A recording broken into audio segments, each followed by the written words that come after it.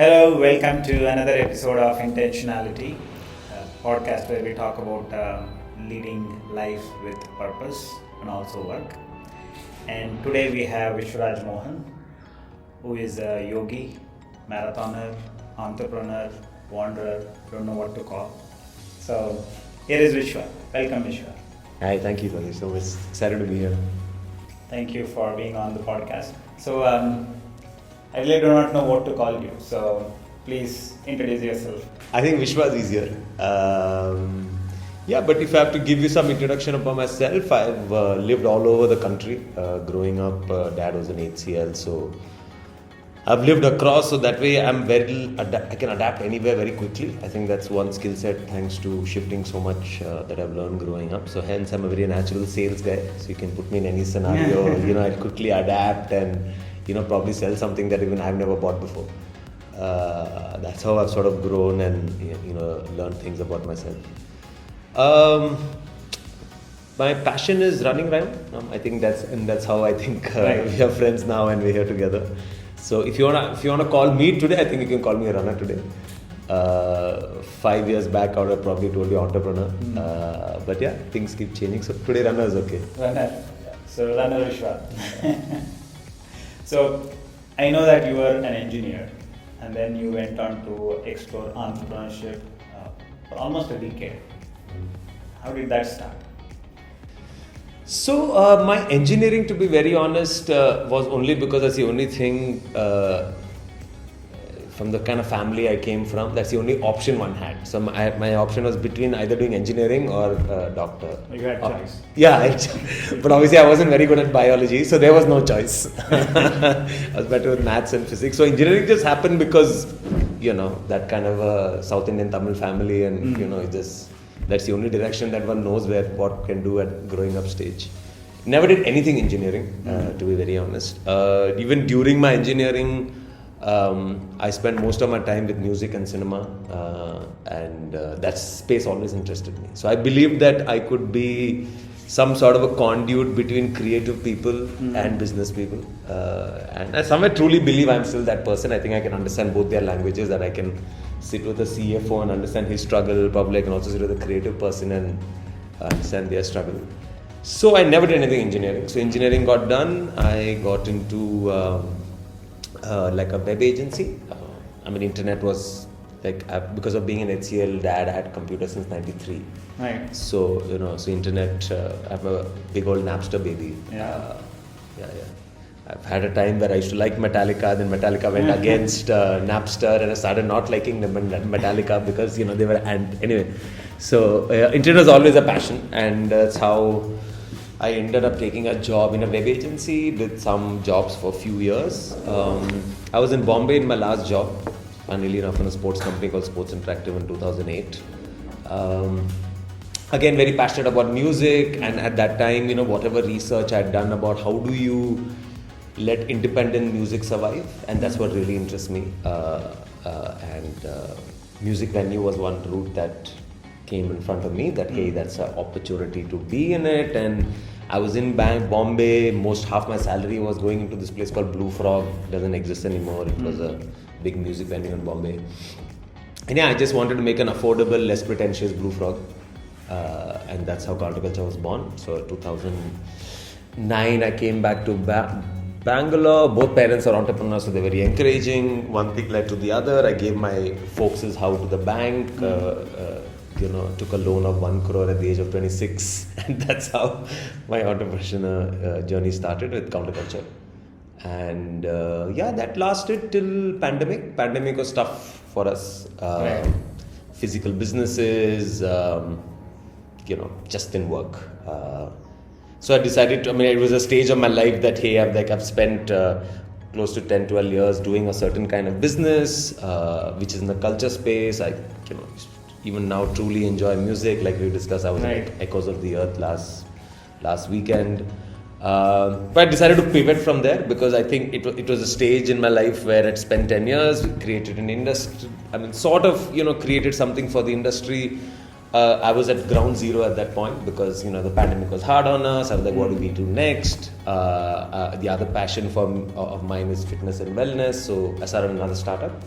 in 2020 and 21 early, me and with a bunch of fellow yoga students from our yoga studio. It was called 3 Deep Breaths. Okay. It's about teaching mindfulness to folks at work. Not just work meaning just the IT white collar folks, but we also work with Swiggy riders and things like that, like how we bring mindfulness to everyday work life. Right. That, so anyway, that happened, and then one thing led to the other. I decided to take up a job sometime last year. I turned 40, so I was like, hey, now what do, I've built companies to a certain level, I've maybe done little impact on the culture space. What do we do next? I was like, how do I learn? What does it take to run a 5,000 crore company? Right, the chaoses are different. Never worked in a company beyond 50 people in my life. So I was like, hey, it's a new chapter of life. Should I learn new things? And one thing led to the other, and got Decathlon, and I'm here. Fantastic. But the entrepreneur spirit still, in fact, the project within Decathlon is almost like a startup. And I run it like one. I mean, of course, it's taken a bit. First thing I did, I moved everybody from WhatsApp, got them to Slack. So the small changes within Decathlon and that ecosystem has been fun for me. Yeah, but that way, entrepreneur is still at the heart of it. So there are a lot of things to explore there. There's a lot of information. So let's start with entrepreneurship. So what exactly is it? And it's not something that you are an entrepreneur because you have a company to run. There is that spirit within us. Yeah. So what is it? I mean, I think it's trying to make your passion into business. I think that's how it was for me always. And in fact, it took me some time to understand that's not entrepreneurship, in fact. So I think even when I meet new people now who are trying to start up something, my advice is always don't confuse passion for business. And I think many of us do that mistake where we forget that we are in business for business, especially in the country we live in, right? We are in a very early stage of growth. We are not a Sweden or a some of that country where we are ahead of the curve, and now we can imagine passion without money. Right. So I think that was, if I have to really tell the new entrepreneurs, that's one thing, that don't confuse it. Be passionate, but don't forget that it's a business. Right. And then you owe some people money, and people work with you, also need to create wealth. Yeah, so for me, entrepreneurship is actually, taking a complex idea and making it successful and making it, ready for the market. And, really genuinely letting it survive. Right. Yeah. I mean, you did explore, in fact, music and mindfulness, which was your passion. Yeah. Trying to turn it into a business. Yeah. What is mindfulness? We should discuss.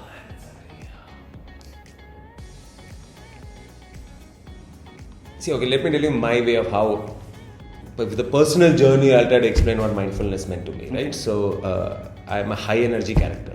Okay, I don't even need coffee. Sometimes I know why I drink coffee. It's just I don't doubt that. Yeah, but so I'm a high energy person. So which comes with it's say follies. So follies could be that you make decision haphazardly because you're high on energy. I knock things around when I was young. Like when I get into people's house, I'll be just knocking things around because my hands and my legs are flapping everywhere like an excitable person. So for me, mindfulness, if I have to tell you, was how it helped. What really I have understood of mindfulness for my own self is this calmingness in me. This way to take a step back and then reflect and then react.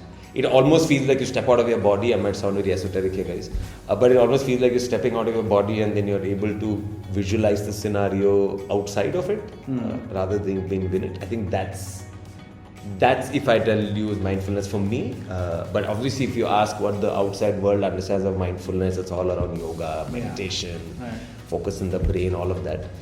But I think it's for me to stay still, be able to reflect, be able to take the right decision at that point, because you're not making decisions based on emotion, but you're able to step out and see the scenario and make the right judgment. Saying being aware of the surrounding, being aware of your actions And yourself. Yeah. So we live in Bangalore. Traffic is hell. So if someone is working in a 9-to-5 job, generally the day ends at 9 o'clock. Hardly there is anything left in the day. So if someone has to practice mindfulness, how would they do it? I mean, I think firstly habits are got nothing to do with what time of the day or what lifestyle you live. There are, I have clearly experience of extremely successful entrepreneurs who still finish the day at 5. Yeah. I think it's got.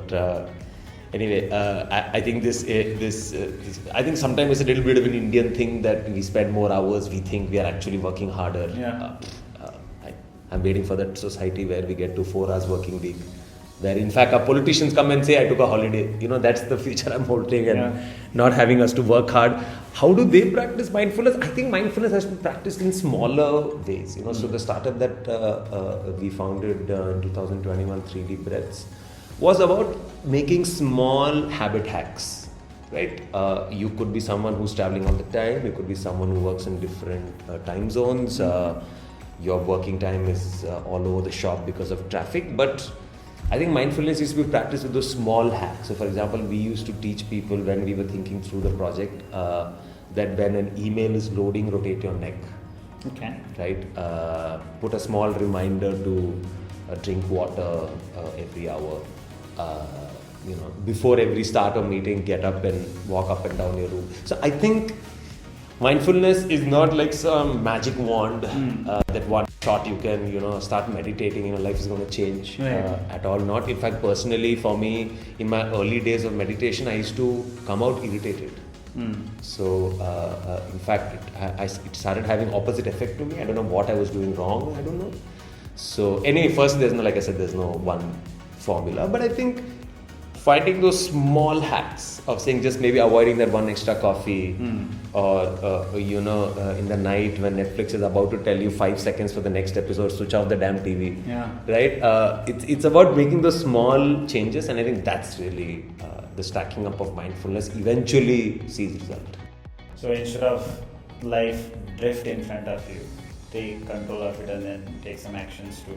Yeah, I mean, to recognize your problem. So for example, one thing that we used to tell with 3D Breaths to our companies that we work with is take cab twice a week. It's okay. Be calm. Don't do anything. Don't have to. You know that by driving to office, it's annoying you. And you know it. Avoid it. No? Take the metro one day. Take some cabs someday. Carpool with another colleague who you think you feel better. I think those are the ways you got to do it. And I believe that's really successful mindfulness, not paying lots of money and going to city with a Guruji or go to Coimbatore to listen to some genius man or something. But you really need to find it within yourself. And I believe truly that's what will stick. And that's what it will be more successful. Because again, if you want to see mindfulness from a perspective of somebody else, and if you're not able to achieve it, yet again you feel inferior. Yet again you feel you're not able to achieve it. Right. It has no purpose. I like the fact that mindfulness is nothing without action. So we have to act on it. It's not just thinking about it. Okay. How about yoga? How does yoga help one? Oh, okay. Let me tell you how it helped me. So maybe it's easier for me from that perspective. Like most people, I started doing yoga because of bad back. I'm a video gamer from the 90s. I've been driving car too long, but tall chap. I had back pain. Obvious. Somewhere in 2007-8, the back pain became somewhere. Then I let me start doing some yoga. I had done yoga in college earlier. And then 2008-9, just before the entrepreneur's journey is about to kick in, and all my reading did point out to lack of sleep, stress, all of that comes with entrepreneurship. It's very interesting, right? When you get into that reading, I think they were the first thing they tell you that, hey, be careful with that, right? Because you'll go so deep into it, you don't care for your body. I didn't want to do that for sure. So very early I started practicing and practiced it myself really. 2008-9 I started, went to some class, some lady in that corner was teaching us with 50 people, no instruction. I'm like, I might as well do it on an app. So I stopped going to class. I got some Singapore app with a very funny accent, I remember. And I started learning myself, met some friends. Every time I meet someone, if I know he or she is a yoga person, I'll quickly start, asking them to teach me a class. So I did my own small hack learning. in about few years I managed to do headstand by myself without having to go to a class. So I realized that I'm getting better. And then I moved into the Iyengar journey. But how did it help me? Of course, like for example, people, have you practiced yoga? A bit of restorative yoga. Shavasana? No. Okay. Shavasana is the last thing we do. Okay, so when the whole class is over, you go into Shavasana mode. Right. You go, right. And everybody thoroughly enjoys it. Clearly, because it's in fact a lot of people start sleeping and all that during Shavasana at the end of the class. But really, why Shavasana is there not to sort of calm you down, but it's actually teaching you to stay still. So the design of it is not to sort of, it's not a resting thing it's not a thing for you to do because you did such a workout, you need to calm down. Of course, it has that effect. Yeah. But the real purpose is learning to stay still. But how can you stay still with no movement of your tiniest tips or your, it's quite a tough thing in the society we live in today. So those are the things that yoga taught me, right? I mean, it taught me to be at that moment and make that decision in entrepreneurship or whatever, right? You have 50 decisions to take in as a CEO now. Right. Are you taking the right decisions? Are you thinking through the cascading effect that would come over time? And I think largely yoga helped me there. It helped me stay calm. I think if I wasn't a yoga practitioner, the pandemic, I would have, gone hit the depression wall like many people, right? I mean, I had a 70 people team, I had 4 venues, I was seeing things collapse, just crazy, like everything around me was just breaking apart literally. I mean, it was a fun journey, but end of the day, I don't think I was able to take it, self-reflect, be able to take decisions. I don't think I could have been that person without yoga. So if I have to tell you what does yoga do to me and what I think what it could potentially do to people is helps you balance. Because the way the asana is designed, the way the breath work is designed, it just brings you to center. Okay. And I think that's the magic of yoga. I don't think I can ever give up. You also said, it helped you as an entrepreneur in being calm and making decisions. Yeah, not getting frantic, right? I mean, come on, pandemic hits and you're in the physical business and we are not, we are not in one of those, businesses which is highly funded and we had like money in the bank to be able to burn over a year. We didn't. We are a cash flow company. So, to see that go boom down is an interesting time. Do you do any asanas when you're at work? No. No. I have some breath work hacks, like when our nostrils change, where there's more breath every 90 minutes. Right. We have a thing in yoga called Anulom. So when you're breathing from your right nostril is when your brain is sharpest and left nostril is when it's going down on energy. So I do some hacks. I have an important meeting, I'll do some breath work to activate my right nostril instead of my left. But otherwise, no. Now to have a job, so it's a different scenario. But back in the day, when I was an entrepreneur, I always had a yoga mat around me. So if I had to go for a meeting, I'll quickly do some headstand or some backflip or something like that, just to feel a little better. Yeah. But not in a while. Mostly it's around breath work. So from your experience, based on what you're saying, so if someone is in a very stressful job where they attend a lot of meetings, and then before they get into a meeting, would you suggest them doing some breath work? Absolutely. In fact, part of 3D breaths, we used to design this. So we had, we had started working with companies and telling them to have like a 3-minute sort of a mindfulness workout before a meeting starts. So, because most corporates are out to get each other, right? In corporates, people are just like, meetings are just taking knives out. Who's the smartest one in the room, who has to be politically smart, who will, pull whose carpet under the, that's really what corporate is. And these meeting rooms are, that's all it is. And, we would we used to sort of teach small hacks like, hey, everybody shuts down the laptop, takes 2 minutes of gratitude, just, sit in that room and self-reflect the people who are around, find positives that you've learned from your colleagues just in your mind. Right. And that 1-2 minute makes a huge difference. You basically start looking at your colleague as someone that you can learn from rather than someone who you have to push down to climb the ladder.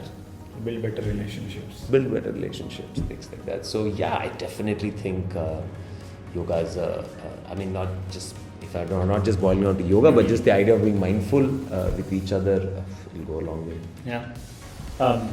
So someone who listens to you saying, I run before the events. You might think you're crazy. so you do that for endorsements. Yeah, exactly.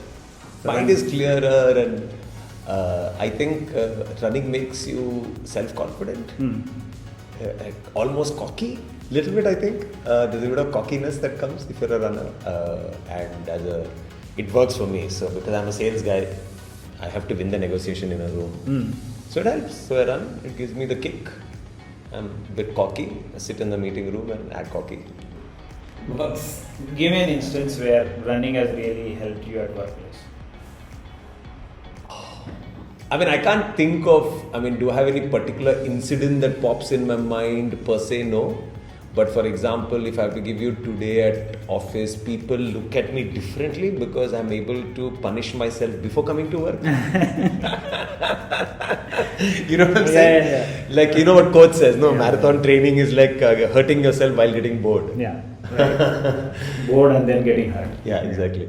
Very good. So that way, I can see that how people see you as like just wow, how does this person do it? I think that is quite exciting. Like you get that credit, right? Like, oh my God, he has that rigor to wake up and do normal things and still come to work. Yeah. So actually, I envy you as a runner because you're a great student of running. Of course, there's a long way to go. Yeah. You can build aerobic base for almost 20 years. According to the book, it takes 10 years. You can even continue to build until 20 years. It won't go away. Yeah. So you're a great student. So tell us about what do you do before running? How do you prepare? Nutrition, strength. Okay, so I wake up. First thing I have this thing called Super Green. It's a product of Univate. We don't get athletic greens in India, so this is our version of. Do you know athletic greens? Yeah, I know about that. So there's an Indian version called Super Greens by Univate. So I start my morning with that because it helps you alkalize the body and first thing in the morning. So I do that, and then if it's beyond 10k, I eat something. If it's 10 to 15k, I'll just have a banana. Don't have yellow-key, it has too much sugar. I have the bigger one. And if it's beyond 15k, then I would have bread, peanut butter sandwich, jam sandwich. So that would be before the run. I do a minimum of 15 to 20 minutes of activation before the run because I went through some injury in the past and I realized that you either have to find time after run to do foam rolling, stretches so that it doesn't lead to injury or activate it earlier so that it's activated well enough so that you don't go to region. Of course, you do both, it's ideal, which obviously not possible every day from work pressures and distance and timing and all of that. But at least on an ideal situation, like I said, wake up, have super greens, eat, do 15-20 minutes of strength work. Strength work is, these days I've been loving the Bosu ball, so I stand on it, just do some just one-legged stand activation. Then I do bridge, clamshells, that sort of a thing. Donkey kicks I do with resistance band, so I activate all the muscle. Then I wear my shoe and I go to run. So about 20 minutes of workout before, strength workout before. Then do the run, come back, ideal situation, I do foam roll and yoga for 40-45 minutes. Okay. So that is the ideal post-run. But at least I'm doing one of them. I never miss one of them for sure. Like at least because I'm most afraid of injury because I don't have strength in my body. I have zero upper body strength. Lower body strength at least now a little bit because of running and things like that. The first time I had an injury, I went to physiotherapist. The physiotherapist said, don't do anything for 4 months, just do strength building, then go back to running. Because I had no muscle, like my squat and all, even 5 kg will feel high for me, I think.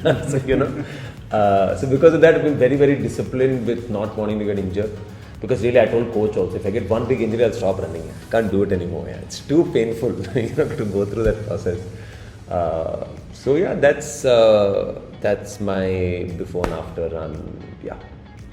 So you have also said somewhere that yoga inversions help in recovering better from running. So talk to us about that.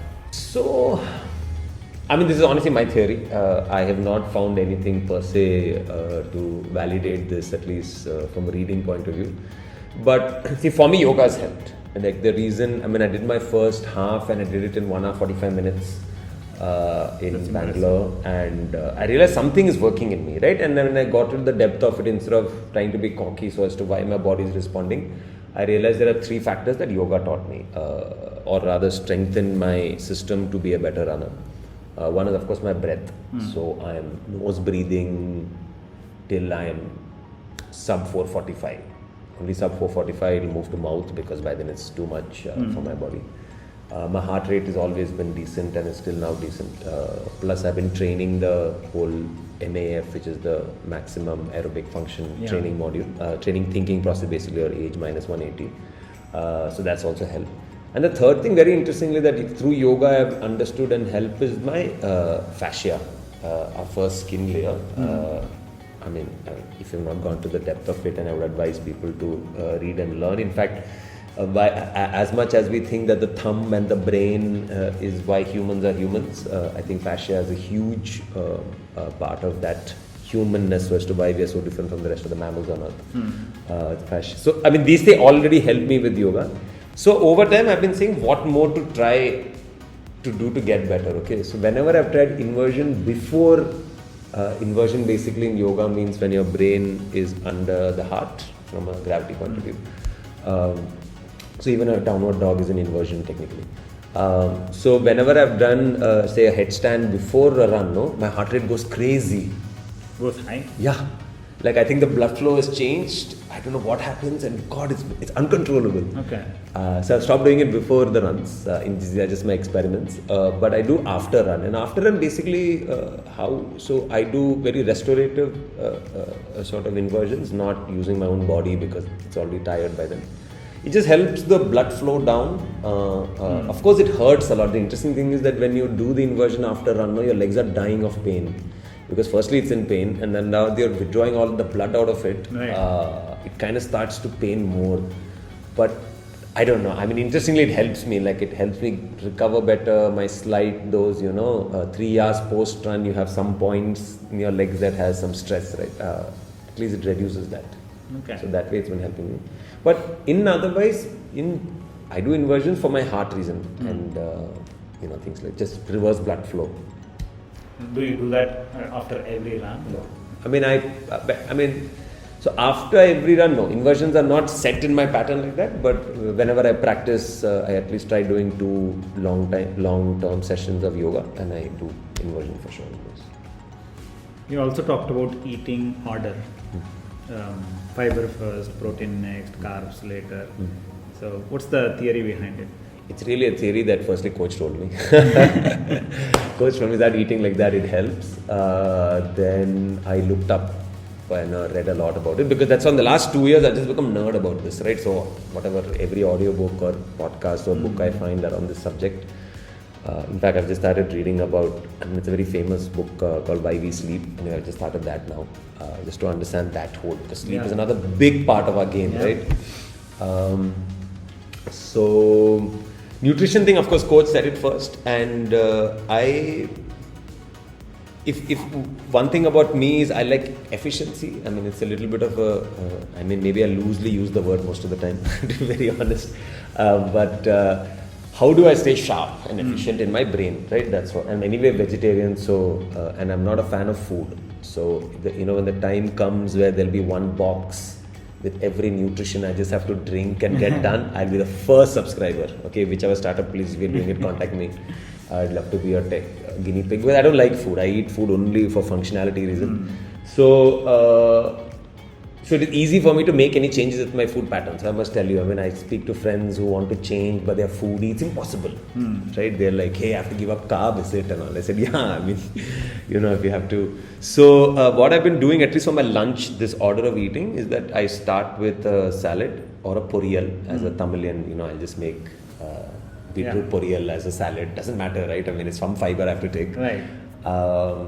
Then I do like some paneer or a dal or something, and then finally I eat a little bit quinoa. And I'll tell you how it's been helping me, if I have to give it in my very layman way, or how I've seen it help for me, is I think that when you put carb first thing into your body, your digestive juices are attacking it and takes in all the sugars of the carb and makes you slow. Right. And I think the way, at least this is my imagination of what it is doing, that because I'm stacking it up differently, I'm stacking the fiber first, then protein, and then fat, and then carb. So I think by the time the digestive juices come to the carb, and this is very my unscientific explanation, I think by the time the digestive juices come to the carb, you don't feel that sleepiness, and also you eat less. I'm telling you, like, I take 4 kuti dabbas to kuti means 4 small boxes to office, and I first eat the poriyal or some salad, and then I'll eat. And then by the time I come to the carb, I eat so much only. And this is after me, I run 15 kilometers that morning, which means I'll be starving. Right? Because by 12:15 I get hungry. It's really helping. It's helping me stay so sharp. And when you think about the way humanity has been eating, I mean, I guess the times are different, right? Like back in the day, they were supposed to eat like that and sleep in the afternoon. Yeah. Right? So it was okay to eat rice like that. Right. But maybe not in the times we live in today. So that way I feel that's really helped me. It helps me stay focused and sharp. But I do undereat very badly. I speaking to some friends in the space, and they were doing some small calculation. I undereat. I need to eat more actually. I need to eat more carb. Especially runners.